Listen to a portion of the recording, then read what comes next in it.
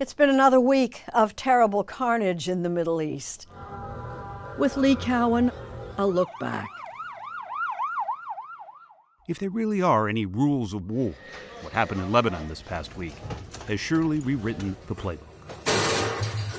On Tuesday, thousands of pagers, those low-tech devices that were high-tech for many of us back in the 90s, exploded in the hands and pockets of suspected members of Hezbollah and on those around them. 24 hours later, the Iran-backed terror group was hit again, only this time it was booby-trapped walkie-talkies. It's very surprising. It's very bold. It's wow. Israel has not officially claimed responsibility, although Matthew Levitt has little doubt.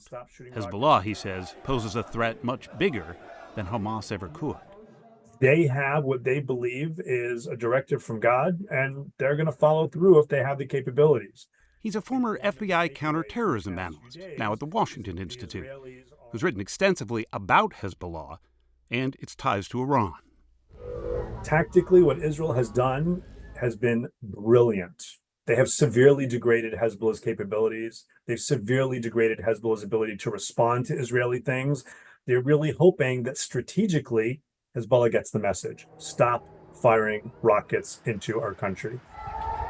Hezbollah has been firing those rockets on nearly a daily basis, ever since it joined in solidarity with Hamas in the wake of the deadly October 7th attacks. The 11-month barrage has forced more than 70,000 Israelis to abandon their homes and businesses. They have been very, very clear that they will forcibly move Hezbollah from the border because one way or another, they got to reclaim their territory, get their people back into their homes. That's not a surprise. It's not the first time Israel has targeted communication devices. In 1972, as part of its revenge on the Palestine Liberation Organization's massacre of 11 of its athletes at the Munich Olympics, 8 Palestinian commandos burst into the Israeli team's quarters. Israeli operatives planted explosives in the base of a telephone of a Palestinian diplomat in France. As dramatized in the movie Munich, it was his last phone call.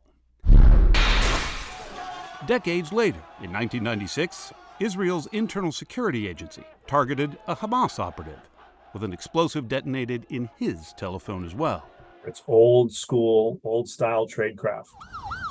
Still, exploding pagers and walkie-talkies on the scale that we saw this past week, killing dozens and injuring thousands, including children, some viewed as a deception one step too far.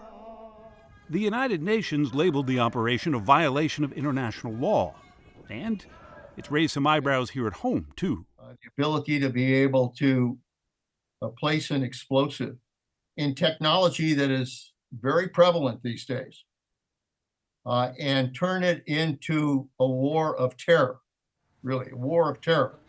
This is something new. Is it terrorism? I don't think there's any question that it's a form of terrorism. Former Defense Secretary and former Director of the CIA, Leon Panetta, wasted no words in describing what he fears may be the result of letting this particular genie out of the bottle. This has gone right into the supply chain, right into the supply chain. And when you have terror going into the supply chain, it makes people ask the question, what the hell is next? It sounds like you're genuinely worried. I am. This is a tactic that has repercussions. And we really don't know what those repercussions are going to be. At the very least, he's worried Israel's tactical decision has made the prospect of a wider war in the region closer than it's ever been. The forces of war are largely in control right now of what's going on. Do you think there should be condemnation for it? Should other nations step in, including us? I think it's going to be very important for the nations of the world to have a serious discussion about whether or not this isn't an area that everybody has to focus on, because if they don't try to deal with it now, mark my word, it is the battlefield of the future.